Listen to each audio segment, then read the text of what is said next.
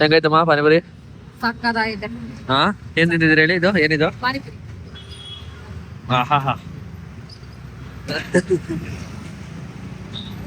ಇವಾಗ ಅವಳು ಬೀದಿನ ಇದ್ದಾಳೆ ಗಂಟೆ ವಿಸ್ಕಿ ನೋಡಿ ಕೊಂಡಿದ್ರಲ್ಲಮ್ಮ. ಕೋತಿನೇ ತಪ್ಕೊಡ್ತೀವಿ. ಹೋಗಿ ಬರೋದಕ್ಕೆ 16,000 ಫ್ಲೈಟ್ ಟಿಕೆಟು. ವೀಸಾಗೆ 1,200 ರೂಪಾಯಿ 1,300 ರೂಪಾಯಿ ಅನ್ಸುತ್ತೆ if I am not wrong. Welcome everyone. ಇವತ್ತು ದಿನ 21.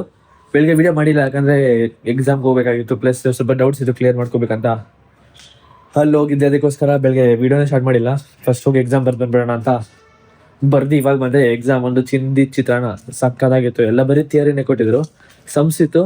ನನಗೆ ಮ್ಯಾಥ್ಸ್ ಅಂದರೆ ಆಗೋದಿಲ್ಲ, ಸೊ ಅದರಿಂದ ಮ್ಯಾಥ್ಸ್ ಸಮ್ಸ್ ಅಟೆಂಡೇ ಮಾಡಿಲ್ಲ. ಯಾಕಂದರೆ ಎಲ್ಲ ಆಪ್ಷನಲ್ ಬಂದಿತ್ತು. ಥ್ಯಾಂಕ್ ಗಾಡ್ ಎಲ್ಲ ಸಮ್ಸು ಆಪ್ಷನಲ್ ಕೊಟ್ಟಿದ್ರು. ಅಂದರೆ 6 ಕ್ವಶನ್ಸ್ ಕೊಟ್ಬಿಟ್ಟು 4 ಬರೀಬೇಕಾಗಿತ್ತು ಅದರಲ್ಲಿ.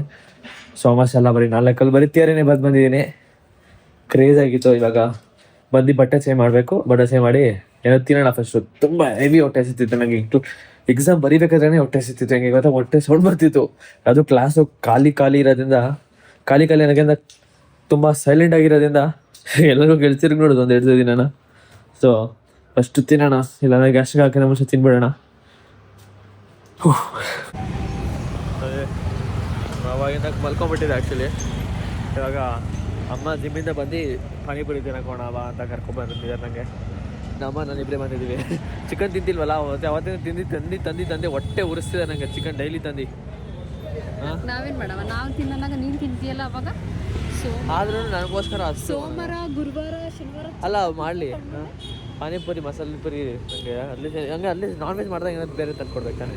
ಅದು ಇಲ್ಲ, ಉಪ್ಸಾರು ಅದು ಇದು ಅಂದ್ಕೊಂಡು ತರ್ಸ್ಕೊಂಡು ಬರೀ ನನಗೆ ಡೈಲಿ ಚಿಕನ್ ಅಂತ ಮಾಡಿಟ್ಟಿದ್ದಾರೆ. ಇವಾಗ ಇಲ್ಲಿ ಬಂಗಾರಪೇಟೆ ಚಾಕ್ಲೇಟ್ ದಿನ ಬಂದಿದೆ ಬಂಗಾರಪೇಟೆ.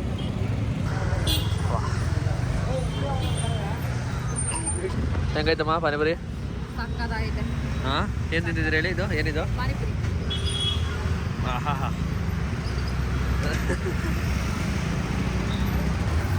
ಇವಾಗ ತಿನ್ಕೊಂಡು ಮನೆಗೆ ಹೋಗ್ತಾಯಿದ್ದೀವಿ. ಸಕ್ಕತ್ತಾಗಿ ಖಾರ ಆಗಿತ್ತು. ಮತ್ತು ಪಾನಿಪುರಿ ಯಾಕೆ ಸ್ವಲ್ಪ ಮೆತ್ಮೆತ್ಕಾಗ್ಬಿಟ್ಟಿತ್ತು, ಜಾಸ್ತಿ ಹೊತ್ತು ಆಗ್ಬೇಕು ತಿನ್ನೋದು ವೀಡಿಯೋ ಮಾಡ್ಕೊಂಡು. ಬಟ್ ಖಾರ ಸಕ್ಕತ್ತಾಗಿತ್ತು. ಪಾನಿ ಮಾತ್ರ ಸೂಪರ್ ಆಗಿತ್ತು. ಬಂಗಾರಪೇಟೆ ಅದು ಗೊತ್ತಿಲ್ಲ ಪಾನಿ ಹೆಂಗಿದೆ ಅಂತ. ಹೋಗ್ತಾ ಒಂದು ಚಿಪ್ಸ್ ತೊಗೊಂಡು ಮನೆಗೆ ಹೋಗೋಣ. ಜಿಮ್ ಬೇರೆ ಹೋಗ್ಬೇಕು. ಜಿಮ್ಗೆ ಇವಾಗ ಹೋಗ್ಬೇಕು. ಜಿಮ್ಗೆ ಹೊಡ್ತಾ ಇದ್ದೀನಿ ನೋಡಿ. ವಿಸ್ಕಿಗೆ ಇವತ್ತು ಫುಲ್ ಏರ್ ಕಟ್ ಮಾಡಿಸಿದೆ. ವಿಸ್ಕಿ ಬಾಯ್ಲಿ ವಿಸ್ಕಿ ಹೆಂಗಂದ್ರೆ ವಿಸ್ಕಿ ತುಂಬ ಕೂಲಿತ್ತು. ಮನೆ ತುಂಬ ಕೂಲು. ಹೆಂಗಂದ್ರೆ ಆಗ್ತಾನೆ ಇದೆ. ಎಲ್ಲಿ ನೋಡಿದ್ರು ಕೂಲ್ ಆಗಿತ್ತು. ಅದ್ರೇನೋ ಸ್ವಲ್ಪ ಟ್ರಿಮ್ಮರ್ ತಂದು ಫುಲ್ ಸ್ವಲ್ಪ ಟ್ರೈ ಮಾಡಿದ್ದೀನಿ. ಇನ್ನು ಅರ್ಧದಲ್ಲೇ ಬ್ಯಾಟ್ರಿ ಖಾಲಿ ಆಗೋಯ್ತು. ಅಂದರೆ ಫುಲ್ ಮಾಡ್ಬೋದಾಗಿತ್ತು. ಅದರಿಂದ ಅರ್ಧ ಬರ್ದಾಗ ನಡೆಸಿದಾಗ ಇವಾಗ ಅವಳು ಬೀದಿನ ಇದ್ದಾಳೆ ಗಂಟೆ ವಿಸ್ಕಿ ನೋಡಿ. ವಿಸ್ಕಿ ಏನೋ ಸ್ವಲ್ಪ ಮಾಡಬೇಕು. ಸ್ವಲ್ಪ ಮಾಡಿದ್ರೆ ಸರಿ ಹೋಗ. ಇವಾಗ ಧ್ರುವ ಬಂದಿದ್ದಾನೆ ನೋಡಿ. ಹಾಂ, ಕ್ಲಾಶ್ ಆಯಿಲ್ ಸೋಲ್ತಿದ್ದಾನೆ. ಇವಾಗ ಹೋಗ್ಬೇಕೀಗ ಜಿಮ್ ಹೋಗ್ತಾ ಇದ್ವಿ. ಓಡೋಣ ಎಸ್. ಸೊ ಜಿಮ್ಮಿಗೆ ಬಂದಿದೆ. ಹೆವಿ ರಶ್ ಇತ್ತು. ಎಷ್ಟು ಗಂಟೆ ಆಗಿದೆ ಇವತ್ತು? ಆಲ್ಮೋಸ್ಟ್ 1.5 hour ಆಯಿತು. ನಾಳೆ ಕಾಲೇಜ್ ರಜಾ ಇದೆ. ಸೊ ಅದರಿಂದ 2 ಗಂಟೆಗೆ ಬರ್ತೀನಿ. ಇವಾಗ ಬಂದಿರೋದು ಲೆಗ್ಸ್ ಆಯಿತು. ಒಂದೇ ಒಂದು ವರ್ಕೌಟ್ ಮಿಸ್ ಆಯಿತು. ಬಟ್ ಆಗಿದೆ ನೋಡಿ. ಅವ್ರು ಆಚೆ 3 ಗಂಟೆ ವರ್ಕೌಟ್ ಮಾಡಿದ್ದೀವಿ ಇವತ್ತು. ಲಿಟ್ರಲಿ ಖಾಲಿ ಹೊಡಿತದೆ.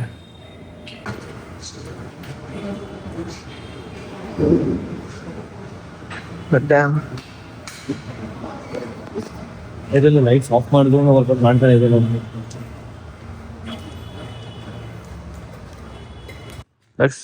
ಸುಸ್ತಿ ಏಕೆ ಹೇಗೆ ನಿಂತಿದ್ದೆ? ವಾಕಿಂಗ್ ಮಾಡ್ತಿದ್ದ? ಚಪ್ಪಲ್ ಹಾಕೊಂಡಿಲ್ಲ ಏನಿಲ್ಲ? ವಾಕಿಂಗ್ ಮಾಡ್ತದೆ. ಕೋತಿನ ತಪ್ಕೊಂಡಿದ್ರಲ್ಲಮ್ಮ. ಕೋತಿನೇ ತಪ್ಕೊಡ್ತೀವಿ. ಈಗ ಸ್ಲಾತ್ ಹಂಗೆ ತಪ್ಕೊಳ್ಳೋದಲ್ಲ ಸುಸ್ತಿ ಮರನ.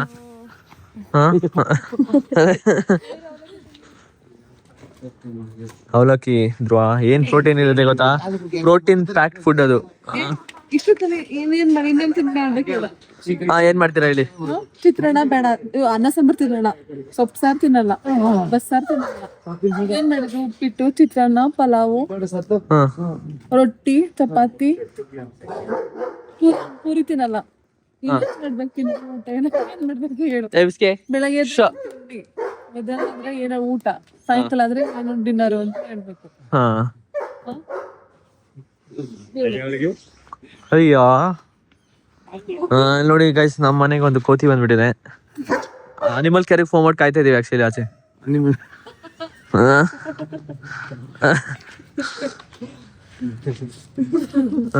ಅಮ್ಮ ಹತ್ರ ಹೋಯ್ತು ಕೋತಿ, ಅಮ್ಮ ಕೋತಿ ಹತ್ರ ಹೋಯ್ತು. ಕೋತಿಗೆ ಎಣ್ಣೆ ಹಾಕ್ಬಿಟ್ಟು ತಲೆ ತಲೆ ಇದ್ ಮಾಡ್ಬಿಟ್ಟಿದ್ದೀರಾ? ಕೋತಿ ಆ ಎಣ್ಣೆ ಹಾಕೊಂಡಿದ್ದೆ ಕೇಳಿಸೋದು. ನನ್ನ ಎಣ್ಣೆ ತಾನೇ ನನ್ನ ಹತ್ರ ಇದ್ದಿದ್ದು. ಅಡ್ಗೆ ಮನೆ ಇತ್ತಲ್ಲ ಎಣ್ಣೆ ನಾವು ಹಾಕೊಳ್ಳೋದು. ಇಲ್ಲ ಆಲ್ಮಂಡ್ ಆಯಿಲ್ ನಂದೆ. ಅಲ್ಲ ಆಲ್ಮೋಸ್ಟ್ ಅಡ್ಗೆ ಮನೆ ಆಗಿದ್ದು. ಅವ್ರು ಹಾಕೊಂಡವ್ರು ಅವ್ಳ ಮಣ್ಣು. ಅವ್ರು ನೋಡಿ ನೀನ್ ಇದೊಂದು 2 ವರ್ಷ ಹಾಕೋತೀವಿ ಅಷ್ಟೇ, ಆಮೇಲೆ ಉದ್ರೋದು. ನೈಸ್ ರೋಡ್ ಇಲ್ಲ ಆಗ್ತಿದೆ ಅದು ಹೊಸ ಪ್ರಾಜೆಕ್ಟ್. ಏನಿಲ್ಲ, ಇನ್ನೊಂದೇನು ಕ್ರೇಜಿ ಆಯ್ತು ಗೊತ್ತಾ? ಜಸ್ಟ್ ಇವಾಗ ಮನೆಗೆ ಬಂದು ಇನ್ನು ನಿಲ್ತಿದ್ರು ನೋಡಿದ್ರೆ ಎಲ್ಲ ಮನೆಯವರೆಲ್ಲ ಆಚೆ ನಿಂತಿದ್ರು, ನೋಡಿದ್ರಲ್ಲ ವಿಡಿಯೋದಲ್ಲಿ. ಆಮೇಲೆ ಗೊತ್ತಾಯ್ತು ಎದುರುಗಡೆ ಮನೆ ಅವ್ರ ಆಂಟಿ ಏನೋ ಮೆಟ್ಲಲ್ಲಿ ಬೇಕಾದ್ರೆ ಬಿದ್ದೋಗ್ಬಿಟ್ಟಿದ್ದಾರೆ. ಅವ್ರಿಗೆ ಸ್ವಲ್ಪ ಏಜ್ ಆಗಿದೆ. ಸೊ ಅಲ್ಲಿಂದ ನಮ್ಮವರೆಲ್ಲ ಅಲ್ಲಿ ಅವ್ರನ್ನ ಎತ್ತಿ ಓಡೆ ಮಸ್ತ್ ಬಂದಿದ್ದಾರೆ. ಏನಂದರೆ ಅವ್ರ ಹಸ್ಬೆಂಡೇ doctor. Both of them are very senior citizens. ಇವಾಗ ಇಬ್ಬರು ಒಬ್ಬರೇ ಇರೋದು. ನನ್ನ ಮಗ ಅವಾಗ ಬಂದು ಹೋಗ್ತಿರ್ತಾರೆ ಅವ್ರ ಮನೇಲಿ. ಏನಂದರೆ ಅದೇ ಆಂಟಿ ಬಿದ್ದೋಗ್ಬಿಟ್ಟಿದ್ರು, ನಮ್ಮ ಅಲ್ಲಿಗೆ ಹೋಗಿದ್ದಂತೆ. ಇವಾಗ ಆಂಟಿಗೆ ಬಿದ್ದೋಗಿದ್ರಲ್ಲ, ಟ್ಯಾಬ್ಲೆಟ್ ತರಕ್ಕೆ ಹೋಗ್ತಾಯಿದ್ದೀವಿ. ಲೈಕ್ ಲಿಟಲಿ ಹೇಳಿದ್ನಲ್ಲ, ಲಾಸ್ಟ್ ಮಿನಿಟ್ ಏನೇನೋ ಆಗುತ್ತೆ.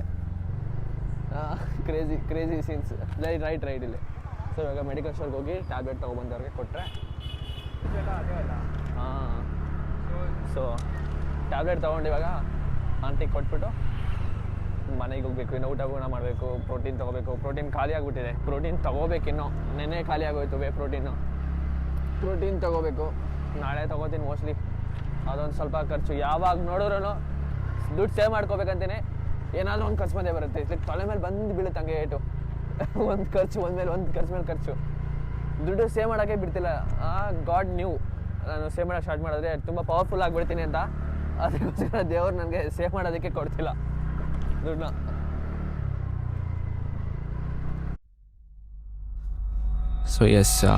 ಸೊ ನೆನ್ನೆ ವಿಡಿಯೋದಲ್ಲಿ ನಾನು ಮಾತಾಡಿದ್ದೆ, ನಾನು ವಿಯೆಟ್ನಾಮ್ ಸ್ಟೋರಿ ಹೇಳ್ತೀನಿ, ಕ್ರೇಜಿ ಎಕ್ಸ್ಪೀರಿಯೆನ್ಸು ಅದು ಇದು ಅಂತ. ಸೊ ಸ್ಟಾರ್ಟ್ ಮಾಡೋಣ. ಸೊ ಅಲ್ಲ ಸ್ಟಾರ್ಟ್ ವಿತ್ ಬುಕ್ ಹೆಂಗೆ ಮಾಡಿದ್ವಿ ಅಂತ. ಏನಿಲ್ಲ, ಔಟ್ ಆಫ್ ನೋವೇರ್ ಒಂದು ಸಡನ್ನಾಗಿ ಹಂಗೆ ಜಿಮ್ಮಲ್ಲಿ ಮಾತಾಡ್ಬೇಕಾದ್ರೆ ಹಂಗೆ ಹೇಳಿದ್ರು. ಇವಾಗ ನಾನು ಈ ಥರ ವಿಯೆಟ್ನಾಮ್ಗೆ ಹೋಗ್ಬೇಕಂತ ಅಂದ್ಕೊಂಡಿದ್ದೀನಿ, ಪ್ಲ್ಯಾನ್ ಮಾಡ್ತಾಯಿದ್ದೀನಿ, ಸಿದ್ಧಲ್ಲಿ ಹೋಗ್ತೀನಿ ಅಂತ. ಧ್ರುವ ಇದವನು ನಾನು ಬರ್ತೀನಿ, ನಡೀರಿ ಹೋಗೋಣ ಅಂತ. ಹಂಗೆ ಮಾತಾಗ್ತಾ ಹಂಗೆ ಆಗೋಯ್ತು. ಅವ್ರ ಅಮ್ಮ ನನ್ನ ನೋಡೇ ಇರಲಿಲ್ಲ ಗೊತ್ತಾ. ಇಷ್ಟು ದಿನ ಇಷ್ಟು ವರ್ಷ ಆಗಿದ್ರು ಅವ್ರ ಅಮ್ಮ ನನ್ನ ನೋಡೇ ಇರಲಿಲ್ಲ. ಸೊ ಅವ್ರ ಅಮ್ಮ ಕಳ್ಸೋಕ್ಕೂ ಅನ್ನೋಕ್ಕಿಂತ ಮುಂಚೆ ಇದೆಲ್ಲ ಕರಿ ಫಸ್ಟು ಸಾತ್ವಿಕ್ನ ನೋಡ್ಬೇಕು ನಾನು ಅನ್ನೋ ಫಸ್ಟು ಅಂತ ಕರೆದಿ ಅವನ ಹತ್ರ ಮಾತಾಡಿ ಎಲ್ಲ ನನ್ನ ನೋಡ್ಮೇಲೆ ನಂಬಿಕೆ ಬಂದಮೇಲೆ ಓಕೆ ಸರಿ ಅಂತ ಕಳಿಸಿದ್ದು. ಸೊ ರಾತ್ರಿ ಹಿಂಗೆ ಗೇಮ್ ಆಡ್ತಾಯಿದ್ವಿ. ಎಷ್ಟು 12 ಗಂಟೆ ರಾತ್ರಿಲಿ ಗೇಮಲ್ಲಿ ಆಡಿ ಡಿಸ್ಕಾರ್ಡಲ್ಲಿದ್ವಿ. ಡಿಸ್ಕಾರ್ಡ್ ಲೈಕ್ ಆ್ಯಪ್, ಅದು ಕಾಲ್ ಥರ ಆ್ಯಪ್ ಇರುತ್ತೆ, ಗೇಮ್ ಮಾಡ್ಬೇಕು ಯೂಸ್ ಮಾಡ್ತೀವಿ ನಾವು. ಸೊ ಹಂಗೆ ಮಾತಾಡ್ತಾ ಎಲ್ಲರೂ ಆಗಿ ಎಲ್ಲ ಹೊಂಟ್ರು. ನಾನು ಧ್ರುವ ಮಾತ್ರ ಇದ್ವಿ ಕಾಲಲ್ಲಿ. ಇಸ್ ಲೈಕ್ ಬುಕ್ ಮಾಡಿಬಿಡೋಣ ಇವಾಗ ಅಂತ. ನಾನು ತಮಾಷೆ ಅಂದ್ಕೊಂಡಿದ್ದೆ ದಿನ ಅವ್ನು ಬುಕ್ ಮಾಡು ಅಂತ 7 ಗಂಟೆ. ಯಾಕಂದರೆ ದುಡ್ಡು ರೆಡಿ ಮಾಡ್ಕೊಂಡು ಇಟ್ಕೊಂಡ್ಬಿಟ್ಟಿದ್ದೆ ಆಲ್ರೆಡಿ ಅವನು. ಸೊ ಏನು ಮಾಡಿದ್ವಿ, ಆಯಿತು ಬುಕ್ ಮಾಡಿದ್ವಿ. ಬುಕ್ ಮಾಡ್ಬೇಕಾದ್ರೆ ನಾವು ಒಂದು ದೊಡ್ಡ ತಪ್ಪು ಮಾಡಿದ್ವಿ. ಆ ತಪ್ಪು ಏನಂದರೆ ಸ್ಟೋರಿ ಮುಂದೆ ಹೇಳ್ತೀನಿ. ಬುಕ್ ಮಾಡಿದ್ವಿ, ವೀಸಾನು ಅಪ್ಲೈ ಮಾಡಿದ್ವಿ. ವೀಸಾನು ಬಂದುಬಿಡ್ತು 2 ದಿನದಲ್ಲಿ. ಸೊ ಎಲ್ಲ ಸೆಟ್ ಆಗೋಯ್ತು. ಬಟ್ ಎಲ್ಲಿ ಏನು ಅಂತಲೇ ಪ್ಲ್ಯಾನ್ ಇಲ್ಲ. ಚೀಪೆಸ್ಟ್ ವಿಯೆಟ್ನಾಮಲ್ಲಿ ಎಲ್ಲಿಗೆ ಚೀಪೆಸ್ಟ್ ಇದೆ ಬೆಂಗಳೂರಿಂದ ಅಲ್ಲಿಗೆ ಮಾಡಿಬಿಡೋಣ ಅಂತ ಅಲ್ಲಿಂದ ಪ್ಲ್ಯಾನ್ ಮಾಡಿಬಿಟ್ಟು ಅಲ್ಲಿ ಬುಕ್ ಮಾಡಿದ್ವಿ ನಾವು. ಎಲ್ಲಿಗೆ ಹೋಗಿದ್ದು ನಾವು? ಹೋಚಿನ್ ಮಿನ್ ಸಿಟಿ ಅಂತ ಒಂದು ಸಿಟಿ ಇದೆ, ಅದು ಸದರ್ನ್ ಪಾರ್ಟ್ ಆಫ್ ವಿಯೆಟ್ನಾಮ್. ಅಲ್ಲಿ ಬುಕ್ ಮಾಡಿದ್ವಿ. ಎಲ್ಲ ಆಯಿತು. ನಾನು ಟ್ರಿಪ್ಗೆ ಹೋಗೋ ದಿನ ಬಂದಿದೆ, ಇನ್ನೂ ಪ್ಯಾಕ್ ಮಾಡಿಲ್ಲ. ನಾನು ಬೆಳಗ್ಗೆ ಪ್ಯಾಕ್ ಮಾಡಿದ್ದೀನಿ ಕೂತ್ಕೊಂಡು. ಟ್ರಿಪ್ ಫುಲ್ ಅದು ಬ್ಯಾಗೆಲ್ಲ ಪ್ಯಾಕ್ ಮಾಡಿದೆ, ಹೊರಟ್ವಿ.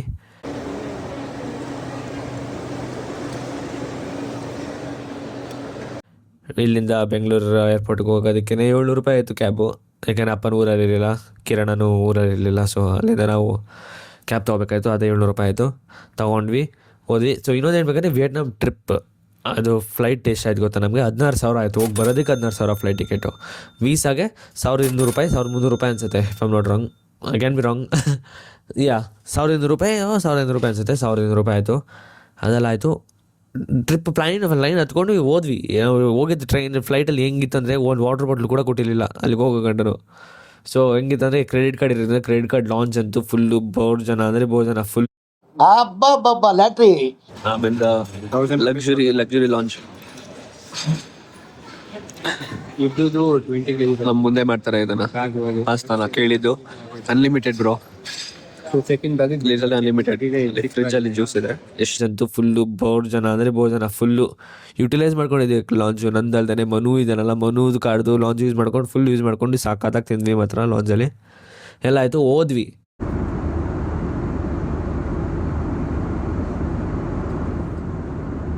ಹೋಗಿ ಅಲ್ಲಿಂದ ಕ್ಯಾಬ್ ಕೂಡ ತೊಗೊಂಡ್ವಿ. ಕ್ಯಾಬ್ ತೊಗೊಂಡು ಇದಕ್ಕೆ ಹೋದ್ವಿ, ನಮ್ಮ ಹೋಟೆಲ್ಗೆ ಹೋದ್ವಿ.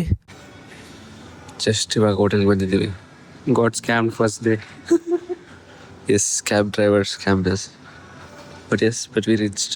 ಹೋಟೆಲಲ್ಲಿ ಅವ್ರು ಹೇಳಿದ್ರು 1 o'clock ಚೆಕ್ ಇನ್ ಆಗೋದು. ಸೊ ಇಷ್ಟು ಬೇಗ ಕೊಡೋಕ್ಕಾಗಲ್ಲ, ಬೇಗ ಆಗಬೇಕಂದ್ರೆ ಎಕ್ಸ್ಟ್ರಾ ಚಾರ್ಜ್ ಆಗುತ್ತೆ ಅಂತ. ನಾವು ಹೋಗಿದ್ದಿದೆ ಫುಲ್ ಬಜೆಟಲ್ಲಿ. ಎಲ್ಲಿ ಎಕ್ಸ್ಟ್ರಾ ಕೊಟ್ಬಿಟ್ಟು ಚೆಕ್ ಇನ್ ಆಗೋಣ, ನಾನು ಚೆಕ್ ಇನ್ ಆಗೋದು ಬೇಡ, ಆರಾಮಾಗಿ ತಿನ್ಕೊಬೇಡಲ್ಲ ಬ್ಯಾಗಿಲ್ಲ ಇಟ್ಬಿಟ್ಟು ಅಂತ ಹೋದ್ವಿ. ಊಟನೂ ಮಾಡ್ಕೊಂಡ್ವಿ. ನಾವು ಇದ್ದಿದ್ದು ಹೋಟೆಲ್ ಪಕ್ಕ ಬಿಲ್ಡಿಂಗಲ್ಲೇ.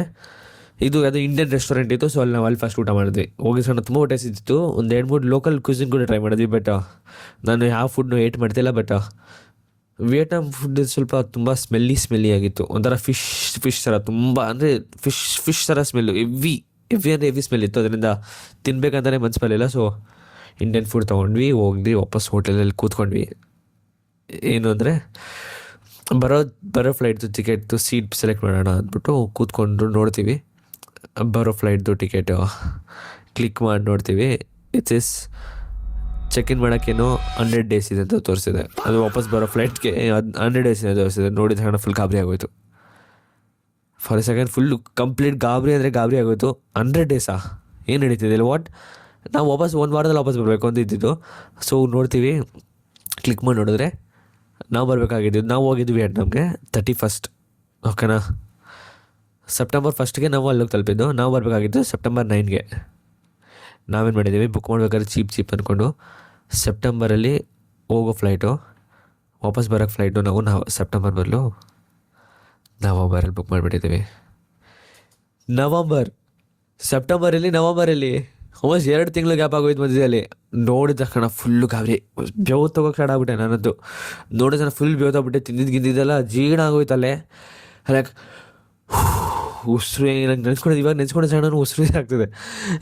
ನವಂಬರಲ್ಲಿ ಅಂತ ಬುಕ್ ಆಗ್ಬಿಟ್ಟಿದೆ. ಫುಲ್ಲು ಗಾಬರಿ ಆಗೋಯ್ತು. 1 ಸೆಕೆಂಡು ನೋಡಿದ್ವಿ ಕರೆಕ್ಟಾಗಿ ಒಂದು 2-3 ಸತಿ ವೆಬ್ಸೈಟ್ ಓಪನ್ ಮಾಡಿ ನೋಡಿದೆ, ತಪ್ಪಾಗಿ ತೋರಿಸಿದೆ ಏನು ಕತೆ ಅಂತ. ನೋಡಿದ್ರೆ ಇಲ್ಲ, ನವಂಬರ್ಗೆ ಬುಕ್ ಮಾಡಿಬಿಟ್ಟಿದ್ದೀವಿ. ಮಾಡೋ ಟೈಮಲ್ಲಿ ನೋಡ್ಕೊಂಡಿಲ್ಲ.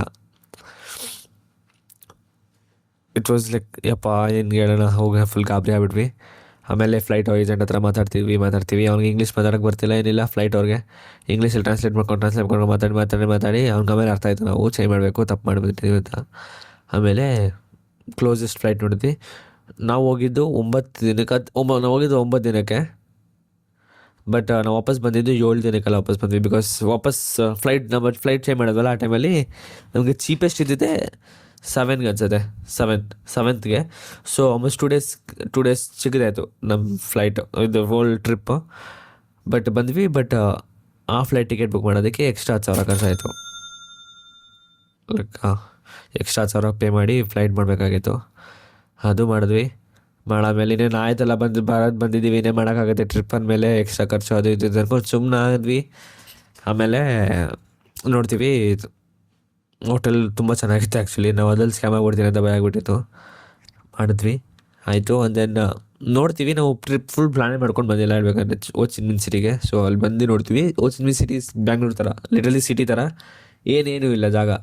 3 ಜಾಗ ಕವರ್ ಮಾಡಿದ್ವಿ. ಅದು ಒಂದೇ ದಿನ ಆಯ್ತಿದ್ದು, ಅಲ್ಲಿ ಫುಲ್ ಕವರ್ ಮಾಡಿದ್ವಿ ಅಷ್ಟೇ. ನೋಡಿದ್ರೆ ನೆಕ್ಸ್ಟ್ ದಿನ ಹೋಗೋಕ್ಕೆ ಏನೂ ಇಲ್ಲ ಆಚೆ ಓಡಾಡೋಕ್ಕೆ. ಸೊ ಇದಕ್ಕೆ ಏನು ಮಾಡೋದು ಅಂದ್ಬಿಟ್ಟು ಇನ್ನೇ ಟ್ರಿಪ್ ಬಂದುಬಿಟ್ಟಿದ್ದೀವಿ. ಒಂಚೂರು ದುಡ್ಡು ಎಕ್ಸ್ಟ್ರಾ ಮಾಡ್ಕೊಳಕ್ಕಾಗತ್ತೆ, ಏನು ಮಾಡೋಕ್ಕಾಗಲ್ಲ ಅಂದ್ಬಿಟ್ಟು ದುಡ್ಡು ಎಕ್ಸ್ಟ್ರಾ ಮಾಡ್ಕೊಂಡು ಏನು ಮಾಡಿದ್ವಿ, ಹೋ ಚಿ ಮಿನ್ ಸಿಟಿಯಿಂದ ಹನಾಯ್ ಅನ್ನೋ ಸಿಟಿಗೆ ಹೋದ್ವಿ. Hanoi is like capital of Vietnam. ನಾನು ತಪ್ಪಾಗಿದ್ರೆ ಹೊಡಿಬೇಡಿ. I think that was capital of Vietnam. ಅಲ್ಲಿ ಹೋದಾಗ ಅಲ್ಲಿಗೆ ಪ್ರಾಪರಾಗಿ ವಿಯೆಟ್ನಾಮ್ ಟ್ರಿಪ್ಗೆ ಹೋಗಿರೋದಾರ ಒಯ್ಬೇಕಂದ್ರೆ ಎಲ್ಲರೂ ಟೂರಿಸ್ಟ್ ಜಾಗ ಅಲ್ಲ, ಟೂರಿಸ್ಟ್ ಎಲ್ಲ ಕಾಣಿಸಿದ್ದಾರೆ ಬೇರೆ ಬೇರೆ ದೇಶದವರು. ನಮ್ಮ ಇಂಡಿಯನ್ಸ್ ಅಂತೂ ಎಲ್ಲ ಕಡೆ ಇದ್ದಾರೆ ಆಬ್ವಿಯಸ್ಲಿ. ಸೌತ್ ಈಸ್ಟ್ ಕಂಟ್ರೀಸಲ್ಲೆಲ್ಲ ಕಡೆ ಇರ್ತಾರೆ. ಸೊ ಇಂಡಿಯನ್ಸ್ ಕಾಣಿಸಿದ್ರು. ಆವಾಗ ಸ್ವಲ್ಪ ವಿಯೆಟ್ನಾಂ ವೈಪ್ ಥರ ಕಾಣಿಸ್ತು. ಅಲ್ಲೆಲ್ಲ ಎಕ್ಸ್ಪ್ಲೋರ್ ಮಾಡಿದ್ವಿ ಜಾಗನ. ಅಲ್ಲೂ 3 ದಿನ ಎಕ್ಸ್ಟ್ರಾ ಮಾಡಿದ್ಮೇಲೆ ಗೊತ್ತಾಯಿತು ಅಲ್ಲೂ ಅಷ್ಟು ಜಾಗ ಇಲ್ಲ. ಸೊ ವಿಯೆಟ್ನಾಮಲ್ಲಿ ಒಂದು ಜಾಗದಲ್ಲಿ ಎಲ್ಲ ಇಲ್ಲ. ಸೊ ಇಲ್ಲ ಒಳಗಡೆ ಮತ್ತೆ ಫ್ಲೈಟ್ ಯೂಸ್ ಮಾಡ್ಕೊಂಡು ಹೋಗ್ಬೇಕು. ಇವಾಗ ಇಂಡಿಯಾಗೆ ಬಂದರೆ ಡೆಲ್ಲಿಲಿ ಇದಿದೆ, ತಾಜ್ ಮಹಲ್ ಇದೆ. ಅದಾದಮೇಲೆ ಅಲ್ಲಿಂದ ಉದಯ್ಪುರ್ಗೆ ಹೋಗ್ಬೇಕು, ರಾಜಸ್ಥಾನ್ ಸಪ್ರೇಟ್ ಹೋಗಬೇಕು.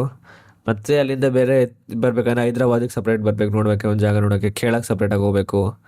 ಆ ಥರ ಇದೆ ಲಿಟಲಿ ವಿಯೆಟ್ನಾಮ್. ದೂರ ಇದೆ ಒಂದೊಂದೇ ಒಂದು ಜಾಗ. ಸೊ ಅದೇ ನಂಗೆ ಗೊತ್ತಾಗಿದೆ. ಕರ್ಗಿಸ್ತಾನಲ್ಲಿ ಕರ್ಗಿಸ್ತಾನ್ ತುಂಬ ಚಿಕ್ಕ ದೇಶ. ಸೊ ಅಲ್ಲಿ ನನಗೆಲ್ಲ ಒಂದೇ ಕಡೆ ಸಿಕ್ತು. ನಾನು ಹೋಗಿದ್ದು ಬಿಷ್ಕೇಕ್ ಅನ್ನೋ ಸೆಂಟ್ರಲ್ ಸಿಟಿ. ಆಲ್ಮೋಸ್ಟ್ ಎಲ್ಲದಕ್ಕೂ ಕನೆಕ್ಟ್ ಆಗಿತ್ತು. ಡೇ ಟೂರ್ಸ್ ಕೂಡ ಇತ್ತು. ಸೊ ಟೂರ್ಸ್ ತೊಗೊಂಡು ಹೋಗ್ಬೋದಾಗಿತ್ತು ಆ ಥರ. ಸೊ ಹಂಗೆ ಅಂದ್ಕೊಂಡು ಹೋಗಿದ್ದೀನಿ ವಿಯೆಟ್ನಾಮಲ್ಲಿ. ನೋಡಿದ್ರೆ it was completely something else, different thing. So yes, ಅದಕ್ಕೆ ಹೊಸ ಪಾಠ ಕಲಿತೆ. ಎಲ್ಲೇ ಮಾಡೋದಿದ್ರು ನೋಡ್ಕೊಂಡು ಹೋಗ್ಬೇಕು ಫಸ್ಟು ಕರೆಕ್ಟಾಗಿ.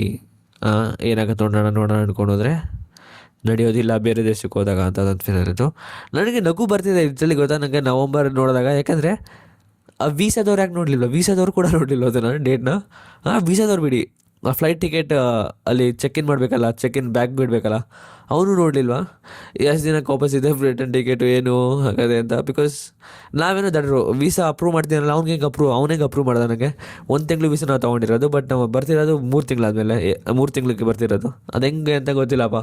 It is crazy experience. But ಇಬ್ಬರು ಬೆಂಗಳೂರು ಹುಡುಗರಲ್ಲಿ ಫುಲ್ಲು ವಿಯೆಟ್ನಾಮಲ್ಲಿ ಹೋಗ್ಬಿಟ್ಟು ಫುಲ್ ಚಿತ್ರಾನ್ನ ಮಾಡ್ವಿ. ಕ್ರೇಜಿ. ವಿಯೆಟ್ನಾಮ್ದು ಇನ್ನೂ 2 ಸ್ಟೋರಿ ಇದೆ, ಅದನ್ನು ಹೇಳ್ತೀನಿ. ಆ ವಿಡಿಯೋನ ನೆಕ್ಸ್ಟ್ ವಿಡಿಯೋದಲ್ಲಿ ಹೇಳ್ತೀನಿ. ಇಲ್ಲಿಗೆ ವಿಡಿಯೋ ಎಂಡ್ ಮಾಡ್ತೀನಿ, ವ್ಲಾಗ್ ಕೂಡ ಎಂಡ್ ಮಾಡ್ತೀನಿ. ದಿನ 22ಕ್ಕೆ ಸಿಗೋಣ. ಅಲ್ಲಿವರೆಗೂ ಬಾಯ್, ಶುಭರಾತ್ರಿ, Tata. Hello, welcome to my YouTube channel, guys. Today I am going to make a new video, so please whatever.